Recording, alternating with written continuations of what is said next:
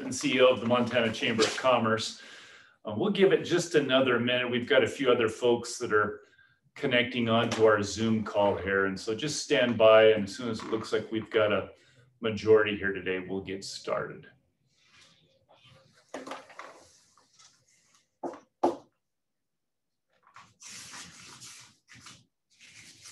I'm already gonna need another yellow pad. I know, it didn't take first long. week. Well, why don't we go ahead and get started? I don't see that we've got anybody else that's in the process of logging in. Welcome to the Montana Chamber of Commerce. We're going to be doing this on a weekly basis on Fridays at the same time. My name's Todd O'Hair. I'm the president and CEO of the Montana Chamber of Commerce. And with us today is and will be with us every week for this webinar is Bridger Mahlum, who's the Director of Government Affairs. And this is Bridger's third session. Third regular session. I like to count that 3-day special session, November 17. Those are a long 3 days. So I say 3.5. 3.5 sessions leading the Montana Chamber in our efforts on the legislative front.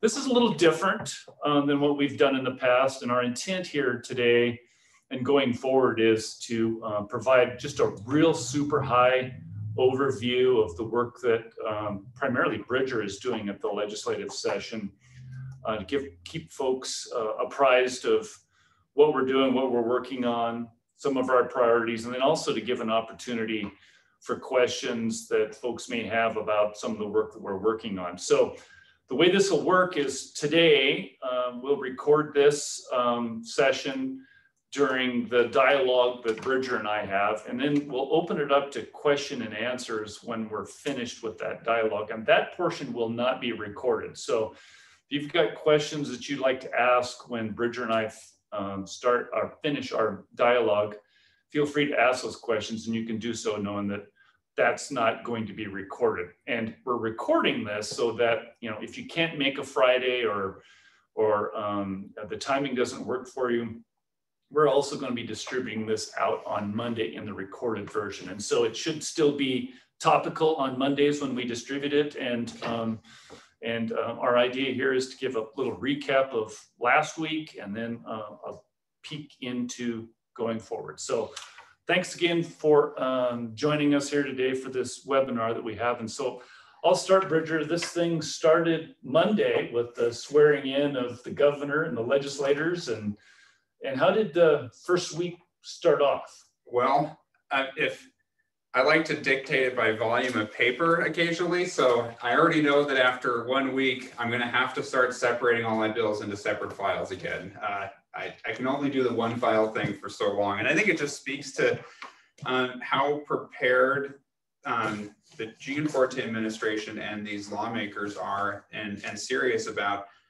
moving good government, good business policy forward as soon as possible, and not taking a lot of time to do just what's absolutely necessary when it comes to committee introductions,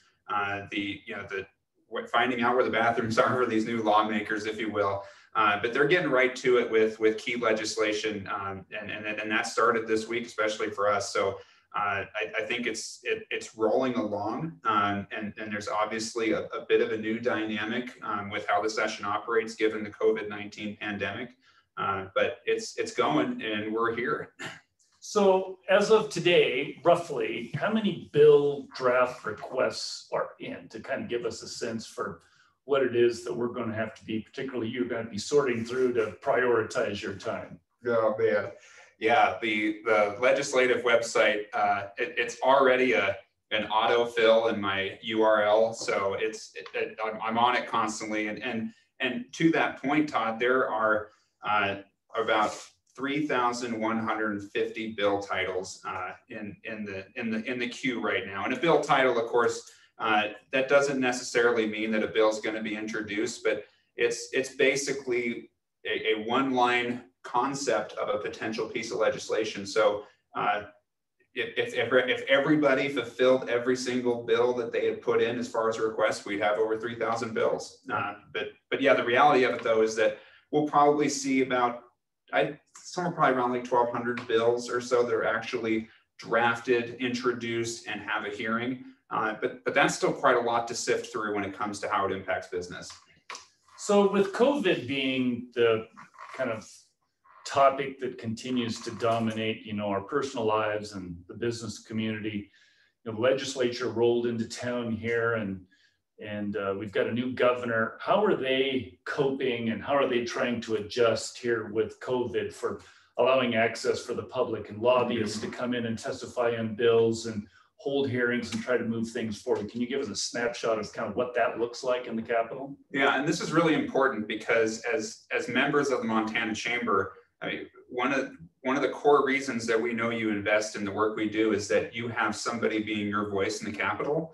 And so we are paying really close attention to how our voice, perhaps unintentionally because of these new circumstances, could either be amplified or maybe brought down a notch because of access to the legislators. And so watching that start to unfold as early as this week, we had an experience even just, with going forward on a piece of legislation today that I testified in person. I found that my access to the committee room was certainly adequate and able to do that, but it is different. You're not seeing that same mingling of lawmakers, lobbyists, and the public out kind of in the hallway spaces and outside the areas of the hearing rooms where a lot of the work does take place when you're negotiating amendments, talking about bills, figuring out who's going to support or oppose something. So there are some differences, but I am certainly optimistic that our voice is going to remain a prominent one in the process, whether we're testifying on something in person or in Zoom. So we're just at the end of the first week, and so there's still some adapting that needs to take place, and I think folks are starting to kind of figure out how they're going to interact in this sort of a space, and it sounds like that you're kind of in the middle of sorting that out, and kind of leads to that next question about what some of the Montana Chamber priorities are going into this session. What are you really focused on that you think are going to be keys in moving forward important business priorities? Yeah, and we wanted to be very adaptable with this legislative agenda, knowing that a lot of things have changed in the past year. I mean, I certainly wouldn't have thought that, shortly before the pandemic arrived, that liability protections for businesses as it relates to COVID-19 would possibly be our number one priority.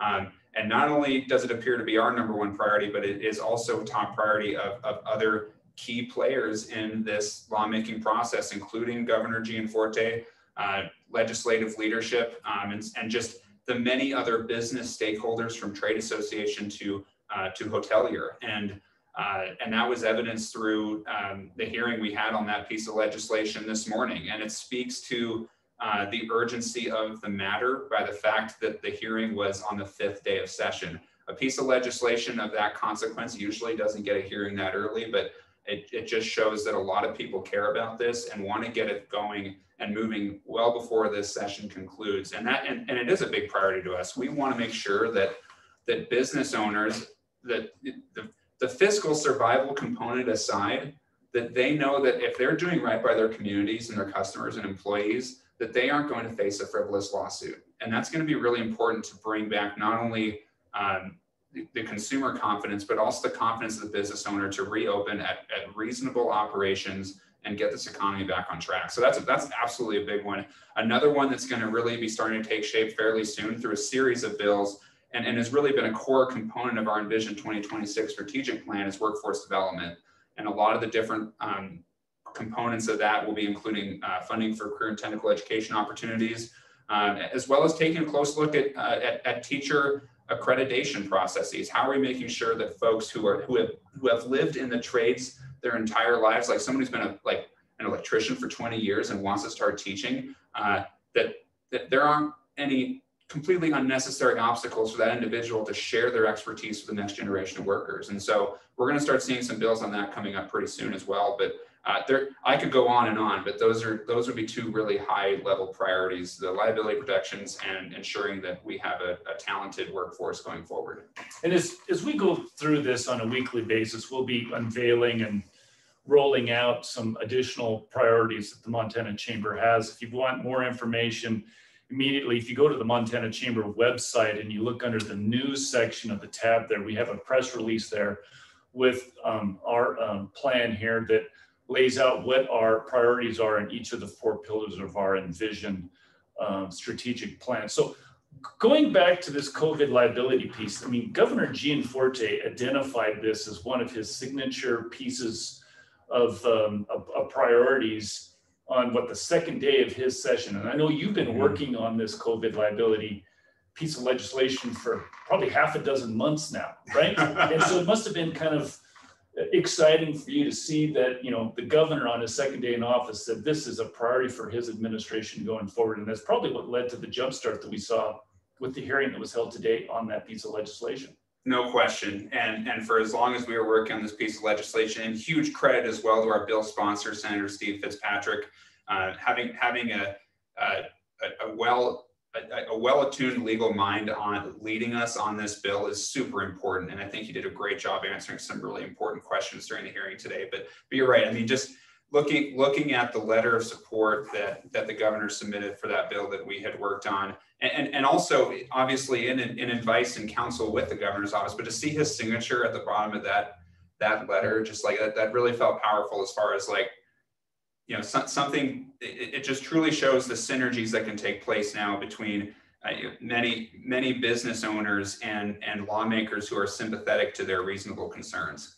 Can you give us an idea from the hearing today, some of the other association groups that attended in support of this COVID liability protection bill? Yeah. Just to kind of give us a sense for kind of the support the business community is showing through this beyond the members of the Montana Chamber of Commerce. Oh, I mean, it was an incredible showing of support today for that bill. And I counted over 20 stakeholders that weighed in.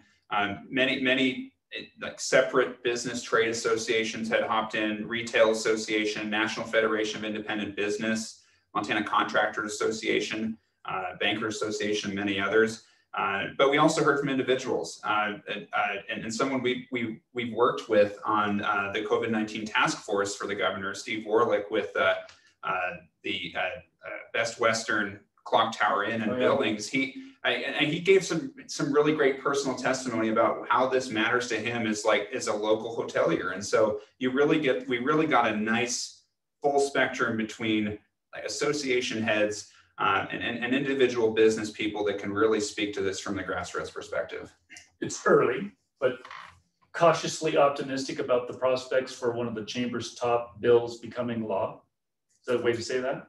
Yeah, I mean, I think we're really in a good place with this right now. I think we can expect a few cleanup amendments on this bill before executive action that could take place as early as next week.